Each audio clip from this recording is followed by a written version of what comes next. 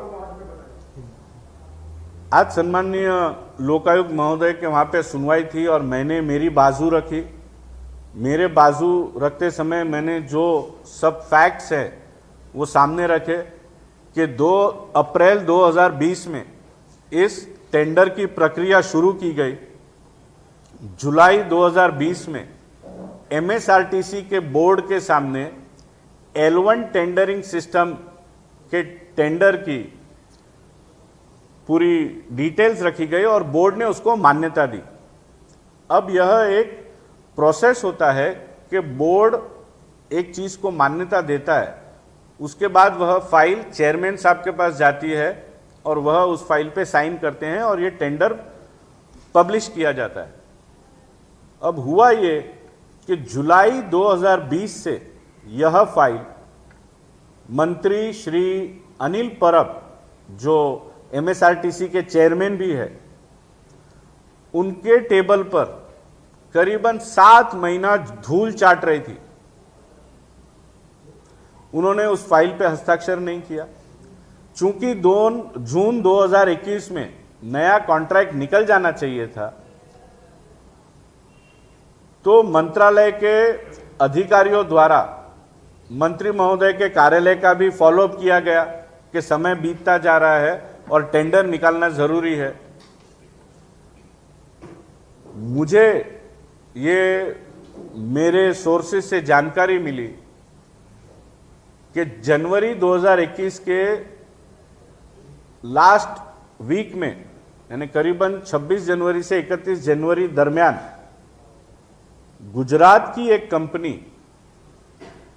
के संचालक, इनकी मुलाकात मंत्री महोदय के साथ हुई, बातचीत हुई, लेना देना तय हुआ और जैसे ही वो तय हुआ तुरंत, आप देखिए कितनी जल्द गति से ये 7 महीने से जो फाइल पड़ी थी उस पर एक्शन हुआ।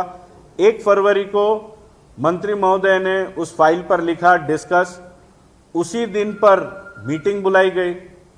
मीटिंग में मंत्री महोदय ने कहा कि भाई ये पैंडेमिक चल रहा है तो आईटी कंपनियों की अवस्था ठीक नहीं है, उनके लोग तितर बितर हैं और इसलिए L1 मेथड को चेंज करके अब QCBS, quality cost based system में हम टेंडर निकालें। और उसी दिन फाइल नीचे गई, फाइल का प्रपोजल बना, वापस मंत्री महोदय तक सभी अधिकारियों की हस्ताक्षर लेने के बाद फाइल पहुंची, तो उस पर उसी दिन पे मंत्री महोदय ने उनको यह रिमार्क मारना पड़ा, क्योंकि एमएसआरटीसी के व्यवस्थापक राउत, श्री राउत, इन्होंने एक कमेंट्स लिखे थे कि चूंकि ये निविदा प्रक्रिया बोर्ड के सामने मान्यता प्राप्त है, इसलिए इस निविदा में अगर कोई भी बदल करना है तो फिर से एक बार बोर्ड की मान्यता लेना उचित लगता है। इसलिए मंत्री महोदय को अपने हाथ से उस फाइल पे लिखना पड़ा कि प्रस्ताव अनुसार इस निविदा को प्रसिद्ध किया जाए और तत्पश्चात आप बोर्ड के पास यह मान्यता लेने के लिए भेजिए। सम्माननीय लोकायुक्त महोदय के सामने जब मैंने मेरी दलील रखी तो यह बात की कि श्री अनिल परब, जो परिवहन मंत्री है और चेयरमैन है, उनके पास कोई अधिकार नहीं है बोर्ड को ओवररूल करने का। महाराष्ट्र शासन की तरफ से श्री आशीष कुमार सिंह आए थे। उन्होंने एक लेटर कल ही यानी 1 सितंबर 2021 को माननीय लोकायुक्त कार्यालय में दिया था।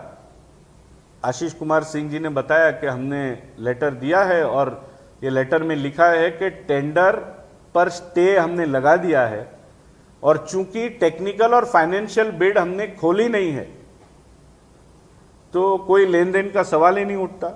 मैंने मेरी बाजू रखी कि यह स्टे टेंडर पर सम्माननीय राज्यपाल महोदय को जब मैंने मेरी कंप्लेंट दी, उसके बाद सम्माननीय राज्यपाल महोदय ने उस पर लोक आयुक्त को उस कंप्लेंट की पूरी कॉपी निर्देश के साथ कहा कि इसमें जांच की जाए।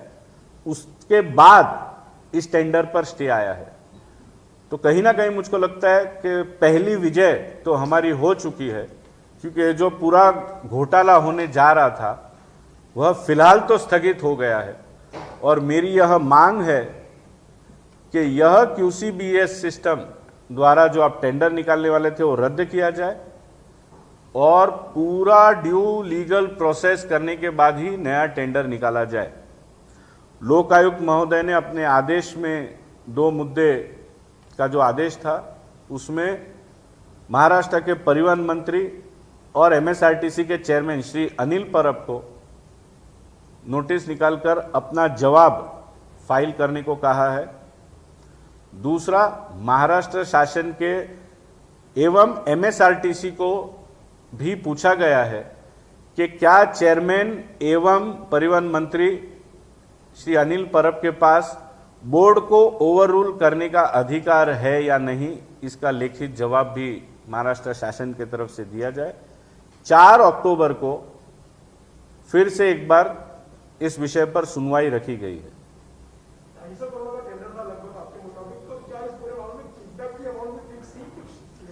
50 से 60 करोड़ की किकबैक की अमाउंट थी, जो मेरे माहिती अनुसार इतनी रकम तय की गई थी, और एक नजराना एडवांस टोकन, जिसको हम मुंबई की भाषा में ये सब शब्दावली का प्रयोग करते हैं, यह नजराना टोकन यह दिया गया था। उसके तुरंत बाद इस निविदा में फास्ट एक्शन हुआ और ये सब चेंजेस हुए। धन्यवाद। Thank you. हाँ, नाही, फक्त याच निविदाबद्दल। थँक्यू।